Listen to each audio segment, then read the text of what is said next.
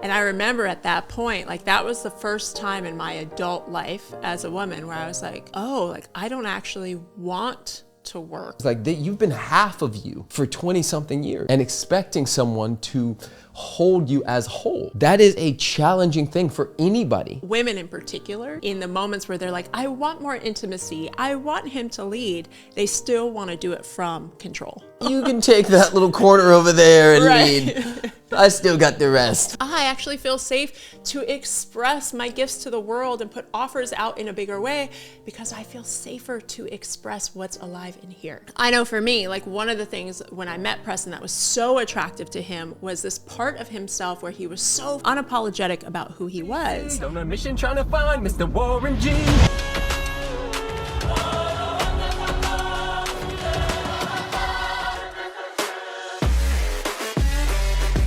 Welcome to the Love Wins edition of this podcast where Preston and I welcome you into conversations that we have behind the scenes on relationship, love, sex, parenthood, and all things relationship. Bloop, bloop, bloop. Today, we are excited to talk about something that is extremely interesting. And it is how/why we attract partners. Yeah. So it's interesting. We've been really digging into, for our own self and for all the people that we work with, really looking at how we attract a person who embodies and who effortlessly shows to the world the qualities that we ourselves have outlawed, repressed, or denied. And there's something really interesting about this because we started looking at it for ourselves and we asked the question like, okay, what do you think that is about each other that we attracted? And I know for me, like one of the things when I met Preston that was so attractive to him was this part of himself where he was so free, he was so expressed, he was so unapologetic about who he was. And there was a part of me that wasn't online yet. As a child, I couldn't be that. I couldn't be so self-expressed. I couldn't be so out there. I couldn't say the craziest things because a good girl wouldn't do that. And so what happens is when we see those repressed parts of ourselves in someone else, it's like we start to feel more whole as a being. It's like that internal part of me is like, oh, there it is. That's the part of me that I want to be online. And so we start to gravitate towards that. And so that's one of the things that attracted me to Preston. Yes. And I'll go into mine, but I just want to share the story because it's so up for us. We were coaching someone recently who was sharing how her husband shines so bright. Yes. Yes. And how she wanted that. She wanted to shine as well, but because of her childhood wounding and because of some sexual trauma and abuse, she's always found herself sort of holding back. Yeah. And even gaining weight as a way to shield attention, disappear almost. And so as we go into this, just start to look for ways in which what your partner has that maybe you unconsciously called in because they were a permission slip, because they were exciting. And this doesn't mean that you need to break up with them once you figure it out. It doesn't mean any of that. No. It's one of those things to become aware of so that you have a greater appreciation, because often what happens is we're attracted to that initially in someone and then it becomes a sore spot. If, let's say in that example with me and Preston, if I wasn't actualizing that part of myself, if I wasn't doing the work to become more self-expressed and more online and more myself, I would then start resenting him. And I would look at him and say, oh, he takes up too much space. Oh, he's too big. He's too bright. This means that I can't, right? And I'd start resenting him for it. And so the beauty of bringing this to light is that you actually go, okay, this is my work. This is an invitation for my work. And then we can do the work ourselves and then really start to appreciate and celebrate those aspects within our partners. Big time. So for me, Alexi represented so many things that I just didn't think were possible for me. One of them being, she was like, in school, she was like a goody two-shoes and a perfectionist and like a straight A student type of person. And for me, growing up in special education and feeling like I was at and amongst the lowest of the low, she represented this aspect of, I got this. I can conquer anything. And it, for me, was so invigorating to see someone just embody, like, I can just figure it out. And for me, and I'll never forget this, and you guys are going to laugh at me. I grew up in a household, specifically with my dad, where my dad just cut corners with everything. If there was a way for my dad to cheat, he would just cheat. But he was also a really good dude, and he was super generous. So it's interesting, right? His cheating was always with the man, right? Like cheating the system, cheating the taxes, cheating anything like that, he would go after it. When we first met, I didn't have much money. And I'll never forget this. We were going to go to a movie at the Grove. And not the Grove. Was it the Grove? It was. The Grove in LA. Yeah. And I went and bought us tickets, and I bought one adult ticket and one child ticket, and I just was gonna put them like that. And we went in the movie, and she was like, "You know you're stealing, right?" And I'm like, "What?" She's like, "You know you're stealing, right?" And I'm like, No, it's because like these tickets are $17, like they're stealing from us." And she's like, "No, you're out of integrity. You're stealing." And it was one of those moments for me where I was mad at her, but I was like, she's right.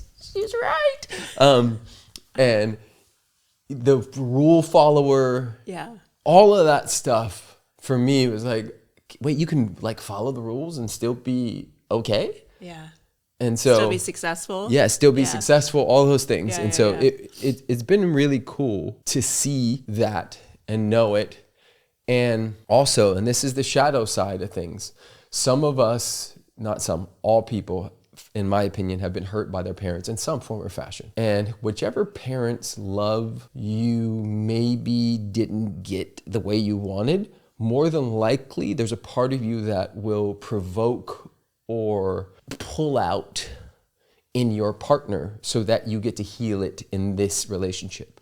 And it's ironic that my mom and Alexi are both about the same height, similar like thick hair, beautiful smiles, all the things, both Virgos.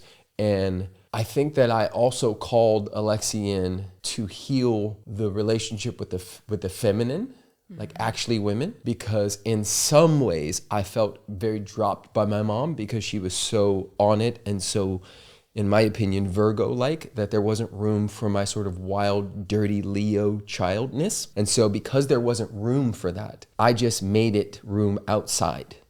So, okay, women are around, AKA Virgo women are around.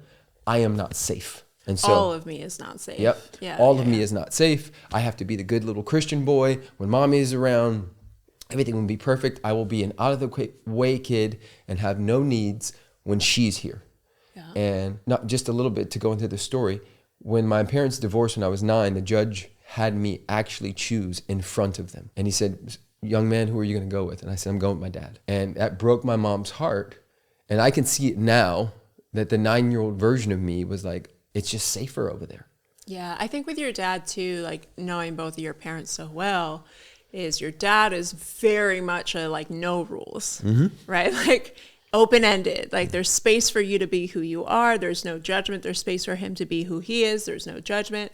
But your mom, I think, fell into the programming that most women fall into of like, I got to hold it all together, especially. And she did. And she did. And she held it all together, not just for your family, but for her extended family. She was the mom to a lot of her family members. And so, you know, she got stuck in the like, I got to handle things. I got to get it right. And what suffered underneath that is there wasn't space for wildness. There wasn't space for a lot of like playfulness and fun because it was like survival. Yep. You know, like I got to make this work. Facts. And so that makes sense. And it makes sense that you would attract someone like me who's very like on it and getting shit done and handling things. And in my evolution as a woman, like I don't want to operate in that space anymore. And so that's been my kind of unwinding of like, oh, like that isn't successful for me anymore. Like success feels different. It's a different texture. It's more playfulness, more aliveness, more regulation and pleasure and grounding in the body. Yes. And so I think there's this interesting thing with us being together over a decade and having 4 kids together and being through many different cycles of our relationship. I feel like we're both now coming into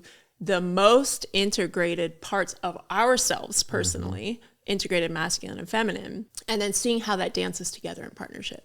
Right? Because there was like really strong polarity prior, but unhealthy. It was wounded polarity, right? And that's what attracted us to each other. And it was exciting and fun, but we both didn't want to be stuck in those wounded aspects of ourselves. Facts. You know, what's interesting and beautiful is, in some ways you could say, just if you just looked at us, right? 30 years old. I'm 33, you're 30. You looked at us, first swipe, easily. You go, oh, that guy's in his feminine and he's, you know, wild and surfing and, I'll figure it out. It doesn't matter. We'll figure it out. Yeah. Right. And he's, and then, oh, that woman's in her masculine and she's like structured and like rigid and doing her thing in a very particular way. And she's got the results and he doesn't have the results. And beautifully orchestrated. I believe that we switched in many ways. Oh yeah. Yeah. And for me, a part of the switch was actually watching you, learning from you. And then once we got pregnant with Kingston, it was like I went into hyper overdrive with the part of me that was like, got it. Yeah. Like, I will build this castle. It will work. There's no other option. Let's fucking go. And I remember at that point, like that was the first time in my adult life as a woman where I was like, oh, like I don't actually want to work or feel the need to work as hard. I still worked because I love what I do, but I didn't feel the need to hustle and build and scale. Like it was like, how do I scale back? Like, how do I do less? So there really is something to that dynamic of feeling contained by the masculine presence and also still working. You know, I still worked, I still made money, I still did all my things, but the survival wasn't there anymore because I really felt like you had it. And that allowed me to go, oh, okay, I can relax a little bit. Right. And so I think a lot of couples do find themselves in the state of, you know, I work with so many women that are like, I just want my man to lead. How do I get him to lead? Yes. Or how do I let my man lead? And that in itself is such an interesting question because, and we peel this back in our work in the Muse, but even the conversation of letting a man lead, it's still control. Yes. Right? Which is not actually leadership. Correct. Like, you can take that little corner over there and lead. I still got the rest. Totally. And a really great analogy that was given for this is it's like driving with your teenage son, right? Like you're letting him drive, but you're still in the car going like, oh, wait, like you're still bracing at every aspect versus handing them the keys and being like, drive. Yep. And I think there is something to the paradigm of women who are so afraid to let go of control because we don't know what it is to really have ourselves, number one, but we also don't really know what the experience is like to be with a man who truly has us because we've never had ourselves. Correct. And so that control piece is like the drug of, I would say most people, but women in particular. And even in the moments where they're like, I want more intimacy, I want him to lead, they still want to do it from control. Yes. I think that, and we've talked about this in Bridge, this last Bridge, we had a woman share something about her butthole being so tight and her realizing how unrelaxed she's been most of her life. Yeah. And she's like, oh, this is what it feels like to be in a relaxed body. Like, I've never felt this before. That. And one of the things I pointed out is on purpose to the whole room is this is the same type of woman that will say, my husband's not this and my husband's not that and he's not showing up and he's not leading. Right. Meanwhile, her entire everything is clenched. Yeah. And so what I pointed to her was like, you've been half of you for 20 something years. Yeah. And expecting someone to hold you as whole. As full. Yeah. That is a challenging thing for anybody. It is. And that's why we need to have grace for each other. 100%. Regardless of how you attracted this person, going back to the beginning of this video, we tend to attract the outlaw parts of ourselves.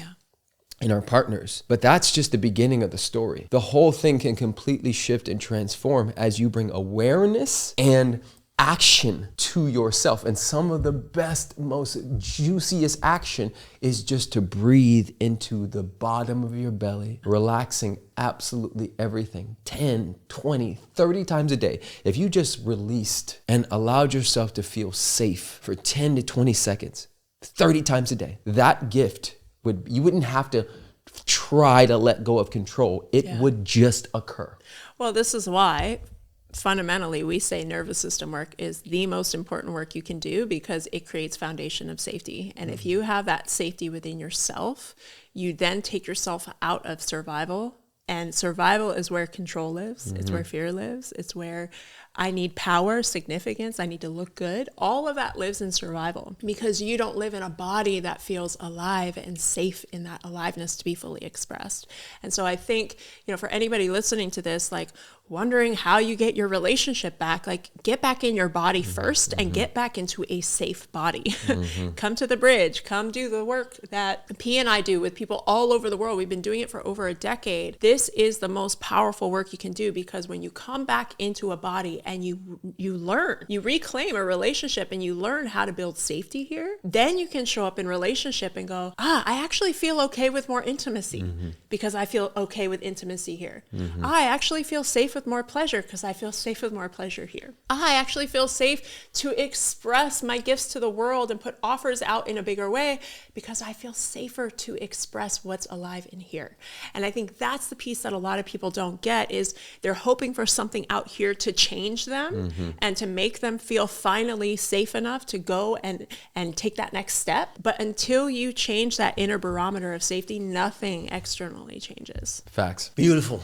Blessings and blessings, beautiful souls. Thank you so much for tuning in. If anything in this podcast, this conversation inspired you, triggered you, whatever it is, we ask that you share it. Share it with someone. This is one of the most important things to take note of. Is this isn't just a conversation between Alexi and I, it's a conversation between all of us. And the more we spread the word from people who are actually married, who actually have kids, who are actually doing the work, the less those other voices that aren't actually real, that just regurgitate stuff off of ChatGPT, that gets drowned out and the realness gets brought forward. So if you are an advocate for love, for relationships, for connectedness, for recalibrating your nervous system and opening your beautiful heart, share this message. Make sure you subscribe and leave a review for us if this landed in any way.